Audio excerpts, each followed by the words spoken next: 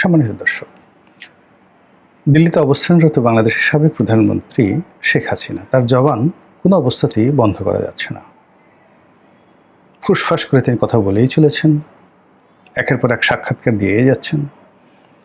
সেটা নিজের বক্তব্যের মাধ্যমে হোক, লিখিত বক্তব্যের মাধ্যমে হোক, কখনো কখনো টেলিগ্রামে, কখনো কখনো সেই সামাজিক যে মাধ্যমগুলো রয়েছে সেখানে, আবার রয়টার্স, ওয়াশিংটন পোস্ট থেকে শুরু করে ইকোনমিক্স, মানে যত সেই হিন্দুস্তান টাইমস, পাকিস্তানের ডন, ইন্ডিয়ান এক্সপ্রেস, যত বিখ্যাত পত্রিকা রয়েছে দুনিয়ার, এই জাপান, জার্মানি, অস্ট্রেলিয়া, সমস্ত পত্রপত্রিকাগুলোতে কোথা থেকে তিনি সেই সমস্ত লবিস্ট ম্যানেজ করে, সেটা তিনি করে না ভারত সরকার করে আল্লাহ জানে, একটার পর একটা বোমা ফাটিয়ে যাচ্ছেন গত 2 বছর ধরে।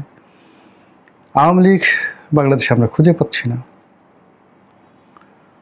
পথে ঘাটে কোথাও আমি আওয়ামী লীগকে দেখি না। মাঝে মধ্যে 2-1 সালাম দেয়, কানে কানে এসে বলে যে ভাই অমুক জায়গার অমুক ছাত্রলীগ বা আওয়ামী লীগের অমুক কমিটিতে ছিলাম, কিন্তু ঠিক ওইভাবে জনারণ্যে বুক ফুলিয়ে সিনা উঁচিয়ে বাংলাদেশে কোথাও কোনো ওইভাবে বাস্তব আওয়ামী লীগ দেখা যাচ্ছে না। কিন্তু শেখ হাসিনার যে টোন, তার বক্তব্য, তার কৌশল, হোয়াট এভার মেবি, তার সেটা জারি জুরি বাহাদুরি, এটা কেবলমাত্র তার জবান, যেটাকে আমরা বাংলায় বলতে পারি সুপা, সরস্বী করে সুপা একারে পা, সুপা। এই সুপার জোরে বাংলাদেশের যে আমরা 55,598 বর্গ মাইল এলাকার মাটি, বাতাস যেটাকে বলা ইথার, তারপরে এখানে যত নদ নদী, সমুদ্র, পাহাড় আছে, সব জায়গাতেই শেখ হাসিনার সেই জবান মোবারক থেকে, সুপা মোবারক থেকে যা বেরোচ্ছে, ওইগুলো নিয়ে টিয়া পাখি গান রচনা করছে, ময়না পাখি নাচতেছে, ওইগুলো নিয়ে বাঘ হুঙ্কার দিচ্ছে, বাঘিনীর সাথে প্রেম করছে, ওইগুলো নিয়ে বানর তার বাদরামে শুরু করেছে শেখ হাসিনার বক্তব্য নিয়ে। তার বক্তব্য নিয়ে পাখি গানের সাথে সাথে নদীর ঢেউ ওইভাবে তৈরি হচ্ছে। পদ্মার নদী ভাঙন শুরু হয় তার বক্তব্য দিয়ে, আবার কোনো কোনো জায়গাতে নদীতে চর পড়ে যায়। তার ভাষণের দাপটে পদ্মাতে ইলিশ বিলীন হয়ে সব ভারতে চলে যাচ্ছে। এখন ইলিশ পাওয়া যাচ্ছে না, 3,000, 3,500 টাকা করে কেজি ইলিশের দাম। কোথায় গেল সেই কেজি? সব দোষ শেখ হাসিনার এই বক্তব্য দেওয়ার ফলে। এবং এই যে শেখ হাসিনার চোপা, তার বক্তব্য, এটি আমাদের যারা শাসক দল, তাদেরকে এতটা বিরক্ত করছে যে তারা কেউ আসলে ঘুমাতে পারছেন না। সবার ঘুম হারাম হয়ে গেছে, সবার মেজাজ গরম হয়ে গেছে, সকলের শরীরে অ্যালার্জি উঠে গেছে। এবং ডক্টর মোহাম্মদ ইউনূস বিশ্বাস করেন, যদি শেখ হাসিনার জবানটা বন্ধ করতে পারতেন, তাকে আপনি গুলি মেরেও ক্ষমতা থেকে ছড়াতে পারতেন না। সে যে নির্বাচন দিয়ে চলে গেল, তারেক রহমান সাহেবের কাছে ক্ষমতা দিয়ে চলে গেল, 99% যে বাহাদুরি বা এর 99% যে ক্রেডিট, এটি মূলত শেখ হাসিনার জবান, শেখ হাসিনার চোপা, তার বক্তব্য, তার ট্রল। সে যেভাবে ওখানে প্রতিটা মুহূর্তে সেই ডক্টর মোহাম্মদ ইউনূসকে ভয় দেখাচ্ছিল, যেভাবে আতঙ্ক ছড়াচ্ছিল, যেভাবে টুস করে ঢুকে পড়ার কথা বলছিল, ওই অবস্থা আসলে শুনে কোনো জনই মানুষ আসলে যমুনাতে ঘুমানো যায় না। এখন অ্যাটলিস্ট ডক্টর মোহাম্মদ ইউনূস ঘুমাতে পারছেন, দেখেন তার চেহারাও ভালো হয়ে গেছে। কিন্তু যতদিন তিনি প্রধানমন্ত্রী ছিলেন বা প্রধান উপদেষ্টা ছিলেন, তার চেহারা কিন্তু নষ্ট হয়ে গিয়েছিল। এবং তিনি অনেকটা অসহায় হয়ে বারবার নরেন্দ্র মোদীকে পার্সোনালি রিকোয়েস্ট করেছেন, আচ্ছা ওনার সুপারটা একটু বন্ধ করা যায় না, তার মুখটা একটু বন্ধ করা যায় না। এই ভারত সেটা করে নাই। ভারত তো মানে কি বলবো, আমরা যেটাকে বলি ফাজিল, দুষ্ট, আমরা যেটাকে বলি, যাকে বলা হয় হয়তো দুষ্ট আর ফাজিল, এটাই ভালো। তো যখনই দেখলো যে বাংলাদেশের লোকজন শেখ হাসিনার মানে বক্তব্যে তারা অস্থির অনুভব করছে, এবং তাদের মানে ভারত সীমান্তে কামান জড়ো করেছে, খবর আসলো। তারপর সীমান্তে তারা হাজার হাজার সৈন্য সমাবেশ করেছে, এই খবরও তো আমরা বাংলাদেশে শুনেছি। অজিত দোভাল, তাদের নিরাপত্তা উপদেষ্টা, ঘন ঘন কলকাতা আসছে, তারপর তারা যে কোনো সময় এয়ার স্ট্রাইক করবে, সার্জিক্যাল অপারেশন চলবে। ভারতের সেই ময়ূখ রঞ্জন সাংবাদিক লাফিয়ে লাফিয়ে যত কথা বললো, আমরা বাঙালি ঘোড়ার ডিম কিচ্ছু ভয় পাই নাই, কিন্তু আমরা ভয় পেয়েছি শেখ হাসিনার কথাবার্তা। এবং সেই কথাবার্তার কারণে কি হলো, ডক্টর মোহাম্মদ ইউনূসের মতো একজন বিশ্ববরেণ্য মানুষ, এত সফল মানুষ, প্রতিদিন এই শেখ হাসিনার বক্তব্য সামহাও তিনি শুনতেন, ফলে তার হজম ভালো হতো না, বদ হজম হয়ে যেত। 88 বছর বয়স, এ বসে এমনি ওই যে আব্দুল করিমের যে বিখ্যাত গান, আগের মতো খেতে পাই না, খাবার খাইলে হজম হয় না, আগের মতো খাওয়া যায় না, খাবার খাইলে হজম হয় না, আগের বাহাদুরি গেল কই। এই বয়সে মেশিনপত্র জিনিসপত্র সব এলোমেলো হয়ে যায়। তারপর যদি আবার ভয় থাকে তাহলে একেবারেই হজম হয় না, মুখ থেকে গন্ধ আসে, বগল থেকে গন্ধ আসে, পেটের মধ্যে গুড় গুড় গুড় গুড় করে শব্দ হয়, আর কোষ্ঠকাঠিন্য দেখা দেয়। আর কোষ্ঠকাঠিন্য যখন দেখা দেয় তখন ওই যে পেটের মধ্যে যে গুড়গুড়ানি, সেগুলো যখন মানে ফার্ট হয়ে পাদ হয়ে বের হয়, ও মাই গড, কোনো মানুষ সেখানে টিকতে পারে না। এই জন্য হয় কি, বুড়া মানুষকে ভয় দেখাতে হয় না। যে কোনো বুড়া মানুষকে ভয় দেখালে সিরিয়াস একটা ইফেক্ট হয়। দেখবেন যে বুড়া মানুষ ভয়ের চোটে এমনি দাঁত বের করে চিত হয়ে হা করে রাতে নিঃশ্বাস নেয়, মানে আধো আধো ঘুম। আমাদের গ্রামের কয়েকজন বুড়া মানুষকে আমি দেখেছি, তাদের ওই মরার আগে আগে বিভৎস হয়ে গেল চেহারা, হা করে ঘুমাতো, দাঁতগুলো বের হয়ে থাকতো, কি যে একটা বিভৎস। এই জন্য আমি আসলে সবসময় করি কি, বুড়া মানুষকে কখনো ভয় দেখায় না, তাদেরকে সান্ত্বনা দিতে হয়। ও দেখেন না, ওরে আমার পুলু পুলু বাবুরে, একটা শিশুর সঙ্গে যেভাবে আচরণ করে বুড়া মানুষের সঙ্গে ওইরকম আচরণ করে। তো সেক্ষেত্রে ডক্টর মোহাম্মদ ইউনূস আসলে তার সাথে ওইভাবে আন্তরিকতা নিয়ে তাকে সান্ত্বনা দেওয়ার মতো, তাকে ভালোবাসা দেওয়ার মতো, তাকে ঘুম পাড়ানোর মতো ওইরকম কোনো ব্যক্তি হয়তো তার পাশে ছিল না। ফলে কি হলো, শেখ হাসিনার এই যে এলোমেলো আচরণ, এলোমেলো কথা, তার যে হুমকি ধামকি, এগুলোর কারণে বেচারার একেবারে ব্যক্তিগত জীবন তছনছ হয়ে গেল। যাও সে গেল, সে যাওয়ার পরে যখন আবার নতুন সরকার এলো, আবার শেখ হাসিনার উৎপাত শুরু হয়েছে।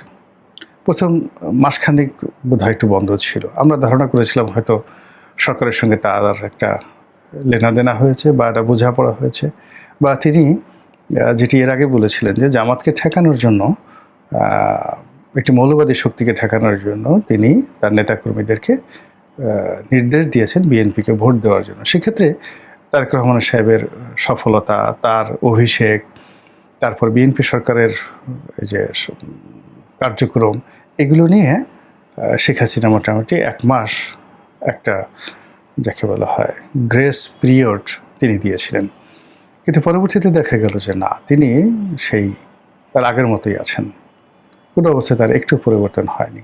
ইউনূসের জমানাতে যেভাবে জ্বালাতেন, এরশাদের জমানাতে যেভাবে জ্বালাতেন, বেগম জিয়ার জমানাতে যেভাবে জ্বালাতেন, ঠিক একইভাবে এখন বেচারা তারেক রহমান সাহেব তাকেও জ্বালাচ্ছেন, এবং যা মুখে আসে তাই তিনি বলছেন।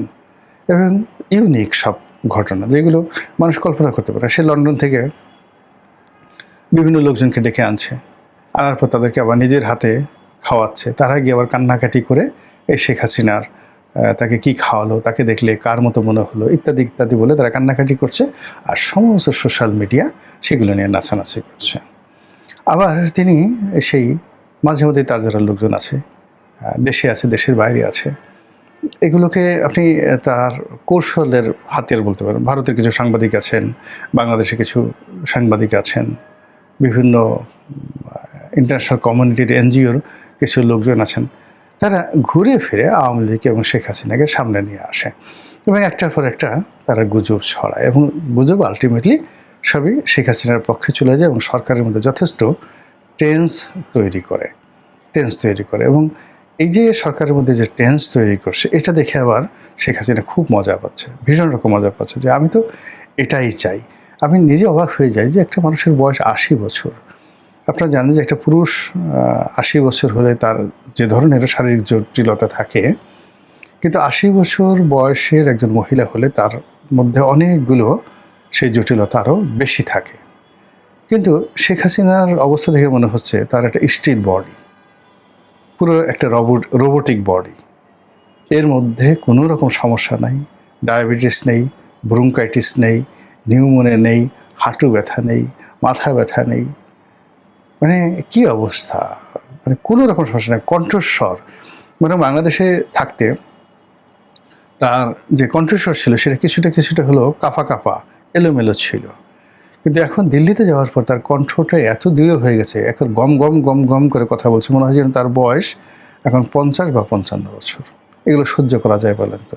এগুলো শুনলেই তো কেমন লাগে, মেজাজটা গরম হয়ে যায়, অস্থিরতা তৈরি হয়ে যায়, হাত পিত্তস্তুর হয়ে যায়, মনে হয় যে ওরে একটা চিৎকার দেয়, ওরে বাবা গো, ওরে মা গো। এখন এগুলো শুনলে তো মানুষজন বাজে কথা বলবো যে তুমি এ ধরনের কী হচ্ছে, তো এই পরিস্থিতি তৈরি হচ্ছে।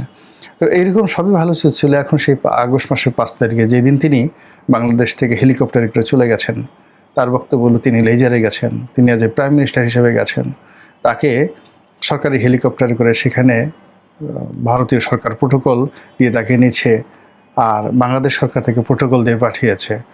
তো কে বলছে সে পালিয়েছে? আর আমরা বলছি আরে দুপুরের খাবার খেতে পারো নাই, আরেকটু হলে জনগণ গণভবনে ঢুকে যেত, ঢুকে পড়ে তোমাকে তোমার লোকজন সহকারে পাড়িয়ে মেরে ফেলতো। এইভাবে আমরা গালাগালি করছি। তারপর আমরা বলছি যে তুমি আসতে চাও আসো, এয়ারপোর্ট থেকে, নাহিদ ইসলাম বলছি এয়ারপোর্ট থেকে ধরে এনে ডাইরেক্ট ফাঁসিতে টানানো হবে। তিনি অবশ্য বলেন না যে এয়ারপোর্টে, তো বলতে পারতেন যে আমরা আসলে শেখ হাসিনার জন্য এয়ারপোর্টে একটা ফাঁসির মঞ্চ তৈরি করবো। তিনি বরং বলছেন যে ওখান থেকে তাকে গ্রেপ্তার করে এনে আমরা তাকে সরাসরি ফাঁসির মঞ্চে নিয়ে যাব। এখন ফাঁসির মঞ্চটা যে কোথায় হবে, এটা কি গুলিস্তানে হবে, 0 পয়েন্টে হবে, বঙ্গভবনে হবে, যমুনার সামনে হবে, নাকি কারাগারের মধ্যে হবে, এটা অবশ্যই নাহিদ ইসলাম বলেননি। ওদিকে সরকারের একজন উপদেষ্টা, তথ্য উপদেষ্টা রয়েছেন, তিনি বলেছেন যে আমরা তাকে বেঁধে আনতে চাই। বোঝার চেষ্টা করুন, দিল্লি থেকে শেখ হাসিনাকে হাত পা বেঁধে, হাতে হাতকড়া, পায়ে ডান্ডা বেড়ি, একেবারে সে সিনেমাটিক অবস্থাতে তাকে সেইভাবে আমরা সেখান থেকে আনতে চাই, আমরা সেভাবে আনবো। এখন সে যদি স্বেচ্ছায় বাংলাদেশে আসতেছে, তা আসুক, আসুক, কামন। আপনি চিন্তা করুন, এই যে কথাগুলো আপনি দেখেন, এই কথাগুলো একটা উত্তেজনার ফসল, অস্থিরতার ফসল, এবং এইটার জন্য ওই উপদেষ্টার কোনো দায় নাই। এই যে নাহিদ ইসলাম যে কথা বললেন, নাহিদ ইসলাম নির্দোষ লোক, তার কোনো দায় নেই, সব দোষ শেখ হাসিনার। এই কারণে সেই মাঝে মধ্যে এই কথাগুলো বলছে। এখন এই বর্তমান অবস্থাতে দেখেন, সে আবার এই 5 তারিখে সেই কি বলবে না না বলবে, কি করবে না না করবে, দিল্লিতে কি একটা অনুষ্ঠান করবে, সেটি নিয়ে সরকারের যারা লোকজন আছেন তাদের মেজাজ গরম হয়ে গেছে, মন খারাপ হয়ে গেছে, মেজাজ ঠিক রাখা যাচ্ছে না, অস্থিরতায় ভুগছে। ফলে সরকারের একজন কর্তা ব্যক্তি, ভারতের যে রাষ্ট্রদূত বাংলাদেশে আছেন মন্ত্রী পদমর্যাদায়, দীনেশ ত্রিবেদী, তার সঙ্গে দেখা করলেন, মানে দীনেশ ত্রিবেদীকে ডেকে আনলেন বা তিনি এলেন। এখন দীনেশ ত্রিবেদীর কাছে বললেন যে আপনি এই শেখ হাসিনার এই ভাষণ শাসন দেওয়া বন্ধ করেন। সে ওখানে বসে যদি রাজনৈতিক কর্মকাণ্ড করে, কথাবার্তা বলে, তাহলে এটা আপনার আমার সম্পর্কটা ভালো হবে না, বাংলাদেশের সাথে সম্পর্কটা ভালো হবে না। এবং ঠিক একই কিন্তু বিরক্ত হয়ে গেছিল ইনুস সাহেব। এখন ভারত তো এই যে বলে যে হ্যাঁ হ্যাঁ, মনে মনে উপরে বলে হ্যাঁ দাদা আপনি যেটা বলেছেন ঠিকই, আমরা কোনো কাজ করতে তাকে দেবো না, তখন ওরা বলে দেবো না, তাকে আটকে রাখবো এবং খাবার দাবারও কমায় দেবো, এবং আপনাদের ইচ্ছা অনুযায়ী সব কিছু হবে, চিন্তা করবেন না। আর ওই পাশে গিয়ে তারা বলে বহেনজি চালিয়ে যান, আপনি আসেন বলেই তো আমরা আছি, আপনি কথা বলেন বলেই তো আমাদেরকে ডাকে, আপনি কথা না বলে তো আমাদেরকে ডাকতোই না, একেবারেই ডাকতো না।